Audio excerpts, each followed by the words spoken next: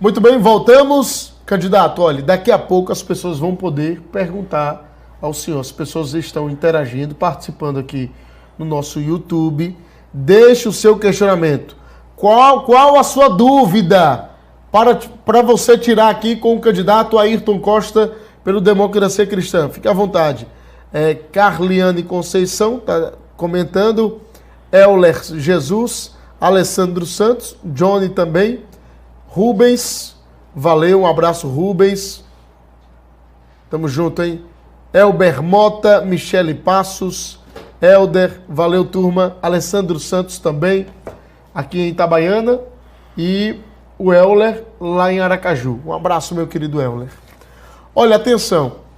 A gente vai agora com duas perguntas. Antes, candidato, registrar aqui a presença. Quem é que está aqui assessorando o senhor? O Daniel, né, que é o nosso assessor. Sim. E a vice-governadora, a candidata a vice-governadora Giovana Rocha. Show de bola.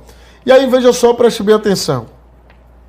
Candidato, algumas pessoas alegam que alguns partidos são utilizados como moeda de troca. Infelizmente, no país, os partidos, né, são, de certa forma, comercializados por alguns políticos. Na avaliação do senhor, o que é que o senhor diz a respeito, né, aliás, qual o recado que o senhor passa para esses políticos que, na verdade, comercializam candidaturas e partidos? Olha, Foca, a gente tem visto isso com muita frequência, principalmente no período eleitoral, tá?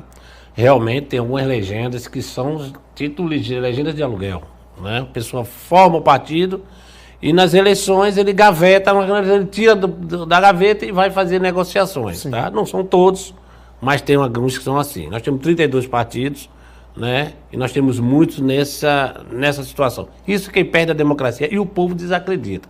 Eu tiro pelo meu partido a Democracia Cristã. A Democracia Cristã é um partido que mostrou e mostra até agora que tem uma certa independência. Tanto que eu estou lançando candidato a governador, doutor Cláudio Geriato, e nós estamos lançando candidato a presidente da República, José Maria Mael. Então a gente já lançou candidato a prefeito de Aracaju em 2020, e a gente vem mostrando uma independência para o povo de Sergipe muito grande. Aqui na Democracia Cristã, um presidente municipal, seja ele qual for, ele dorme presidente e amanhece presidente. A gente não tira por acordo político ou por proposta qualquer que seja de qualquer prefeito, de deputado e tal. Então, essa independência da democracia cristã, ela existe e é importante para a democracia cristã. Na democracia cristã, você tem seus projetos assistidos e assegurados, diferente de outros. E isso vulgariza a política. Então, você tem partidos que estão só se formando para pegar um carguinho ali, para pegar um recurso aqui, e isso a gente não vê isso como uma situação, desacredita o povo brasileiro. Você vai para as casas, eu estou indo nas casas do povo, você vê que o povo fica meio desconfiado com o político. Por quê? Porque por um paga todos. E eu acho que isso tem que acabar. Eu acho que não tem que deixar de existir partido. Partido é importante para a sociedade. Só quem muda a situação no Brasil é o povo se filiando a um partido. E aqui eu faço um convite a quem quer e quem queira ingressar nas fileiras da Democracia Cristã, fique à vontade, nos procure e o seu projeto vai ser atendido.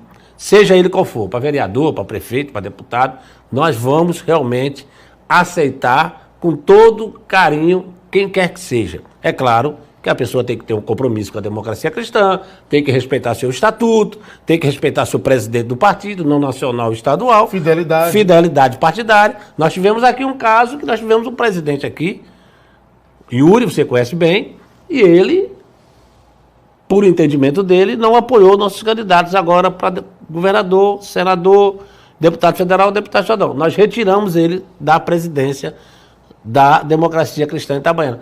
Por quê? Porque a gente preza pela independência. Se a pessoa quer ter direito, ela tem que ter deveres. Isso em todo lugar. Clube social, igreja, onde você estiver, você tem que ter isso. E a democracia cristã preza muito nisso. Eu espero que o povo entenda isso, repudie esses partidos, veja realmente quem é que está no dia a dia com eles. Ok, o tempo do senhor esgotou. Vamos agora para outra pergunta. O senhor vai ter mais 3 minutos para poder responder. Ayrton, segundo dados aqui da Justiça Eleitoral, o senhor recebeu já R$ 94 mil de fundo especial. O candidato ao governo, pelo Democracia Cristã, Dr. Cláudio Geriatra, recebeu 80 mil. Por que essa diferença? Já que o candidato ao governo recebeu menos que o candidato ao Senado. Olha, veja assim, isso é uma questão importante. Nós recebemos 500 e poucos mil reais para o partido todo. E nós dividimos para o Senado e para o governo, como são cargos majoritários. E a estrutura de campanha, só a estrutura de campanha foi altíssima, tá? Nós fizemos contador, advogado, carro de som potente, material gráfico, trabalho na internet, você vê que a gente atua muito na internet, então isso tudo é custoso. Eu disponibilizei tudo isso para todos os candidatos. O que ele nos pediu, a gente atendeu. Ele pediu esse valor, a gente foi lá e atendeu o valor que ele pediu. Isso foi um acordo com ele. Tá? A minha candidatura, apesar de ser o presidente do partido, o partido nacionalmente interessa que eleja senador e que eleja deputado federal. Então, o recurso foi mais, justamente porque a gente tem uma campanha mais de prioridade para o partido nacionalmente. Sim. Que é deputado federal, que é Senado, que computa para os tempos de televisão, para a cláusula de barreira, que é aquele mecanismo clausiústico que o Eduardo Cunha criou e alejou, inclusive, a gente de participar da televisão, participar dos rádios. A gente precisa voltar a ter isso. E isso só o Senado Federal e o deputado federal consegue ter essa volta do tempo de televisão e de um fundo eleitoral razoável. Dependendo de outros partidos, que recebeu o Senado 2 milhões e dividiu 30 mil para todos os candidatos. O DC não fez isso. O DC fez, inclusive nós vamos dar uma outra injeção de recursos para o nosso candidato a governador. Eu já acertei com ele para ele tocar mais ainda a campanha dele. Então, é uma prestação de conta transparente, vai estar tudo colocado no TRE e é um custo muito pequeno em comparação, você sabe disso, a deputada estadual, ganhou 1.700.000. Teve deputado federal que ganhou 1.700.000, 800.000. Quer dizer, para quem é um deputado, para um senador que ganha 94... Deputado federal, 2 milhões. 2 milhões. Para um senador que é presidente do partido estadual, membro da direção nacional do partido, ganha 94 mil, você vê a ideia, olha a dimensão da coisa, né? Mas a gente está satisfeito, nossa campanha é uma campanha pé no chão, é uma campanha que a gente está fazendo e estamos muito bem na rua, você sabe disso, você me acompanha, inclusive...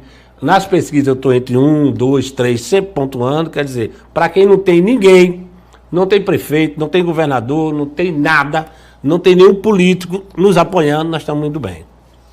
Ok, vamos agora com a primeira pergunta do internauta. Põe na tela aí, meu querido Aleph, o senhor vai ter agora, nessas perguntas dos internautas, 2 minutos para poder responder. E daqui a pouco o senhor vai poder avaliar, atribuir nota e avaliar os seus adversários do Senado. O senhor vai dar a nota para cada um deles e justificar essa nota daqui a pouco. Estou ansioso para essa parte da entrevista. Está no ponto aí a primeira pergunta do internauta, põe na tela. Alessandro Santos, o que ele fará para combater a corrupção no Congresso Nacional? Corrupção em todos os sentidos. Ele errou o nome, Ayrton Santos. Isso, exato. Né? O Alessandro, né? Não, o nome dele. O Alessandro Santos. O Alessandro Santos. Ele está perguntando, o senhor, o Alessandro está perguntando o que é que o senhor vai fazer para combater a corrupção lá no Senado, hein? Olha, a nossa pauta no Senado Federal, essa questão de corrupção, todo mundo diz que combate, tá? Eu acho que a corrupção ela é generalizada. E no sistema capitalista, ela é mais aprofundada ainda, tá? A gente tem que sempre combater a corrupção, sempre. E no Senado Federal não vai ser diferente, tá? A gente vai ser um paladino da moralidade no Senado Federal. Eu já faço isso sem ser senador. Eu já faço isso sem ser parlamentar. A gente, qualquer desmando, a gente está denunciando. Inclusive, o que mais critica o governo Belivaldo sou eu. Um dos que mais critica o governo Bolsonaro sou eu. O orçamento do MEC, basta ver meus vídeos, contra aquele orçamento lá dos pastores do MEC, com a agiotagem da vacina. Quer dizer, o que for de mal feito, Ayrton vai estar realmente contra. Eu já disse, eu não vou ser um senador do Centrão, eu não vou ser um senador do orçamento secreto, eu não vou ser um senador de conchavos, de bastidores, eu vou ser o senador do povo. Eu quero que o povo participe da política, porque o povo é o senhor do seu destino. E outra coisa, tem que cobrar dos parlamentares, tá? Ele tem que se cobrar do seu senador. Você vê que tem 60% que não tem candidato ainda de Senado. Por quê? A gente tem que fazer uma análise. Por quê? Porque o povo não vê o Senado como uma coisa especial, como uma coisa boa, como uma coisa que vai resolver a sua vida. Ele não vê isso. Por isso que não tem, até hoje, na metade da campanha eleitoral, 60%, 50% não tem candidato a senador. E Sergipe tem o mesmo peso de São Paulo no Mesmo Senado. peso, é paritário. Mas não é isso, eu fiquei analisando, cara, por que ainda esse voto do Senado é solto? Eu vim da manhã aí fazer uma panfletagem aí na feira. Primeira coisa que eu falo é o seguinte: você tem candidato a senador? Cara, não tem. Tem deputado federal, tem deputado estadual, tem até governador, mas não tem senador. Eu fico falando, é um fenômeno, porque não é possível. Ok. O tempo do senhor se esgotou, agora vamos com a avaliação dos seus adversários. Oi? Ah, sim, a segunda pergunta, perdão. Tem mais uma pergunta dos internautas. Põe na tela aí, vamos lá. Johnny perguntou como o senhor se posiciona sobre a privatização de estatais, principalmente a Petrobras, Eletrobras, os Correios também. Sou terminantemente contra. Empresas estratégicas não podem ser privatizadas. A Eletrobras, por exemplo, é uma das maiores empresas de energia do mundo. Privatizaram agora, entregaram a um grupo estrangeiro, com falso pretexto de baratear a conta de energia. Não vai fazer isso. Por quê? Porque as empresas estão muito longe do Brasil. E não interessa, eles dão satisfação aos seus acionistas. Tá? Só Xingó aqui perto está em quase 23 bilhões de valor de mercado.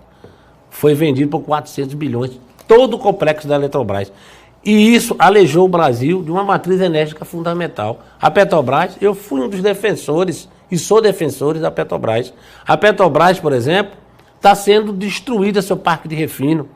Você está sendo, o Brasil está se tornando um exportador de óleo cru e importador de derivativo, que é o principal, é o que agrega, que dá dinheiro. A Petrobras é uma empresa de renome, é uma empresa de desenvolvimento. Onde ela se instala, que dê desenvolvimento. A Petrobras saiu do Sergipe e nenhum político defendeu a Petrobras. A Petrobras gerava 5 mil empregos diretos e mais de 10 mil indiretos. Então nós não podemos privatizar petróleo, energia, os Correios. Os Correios é importantíssimo no Brasil. Tem mais de 100 anos o Correio. Quem é que entrega a correspondência lá naquele lugar mais longínquo do Amazonas? Quem vai entregar lá aquela correspondênciazinha? O FedEx americano, quando entrega uma correspondência aqui, quem entrega é o Correio. Então é temeroso isso. Então você vai pagar 20 mil reais para receber uma carta nos rincões aí desse Brasil nosso. Então, quer dizer, querem entregar os Correios, que tem uma logística fabulosa, uma logística extremamente importante para o Brasil, e querem entregar. Agora, empresas que não têm essa participação estratégica e que são empresas deficitárias e que são empresas que não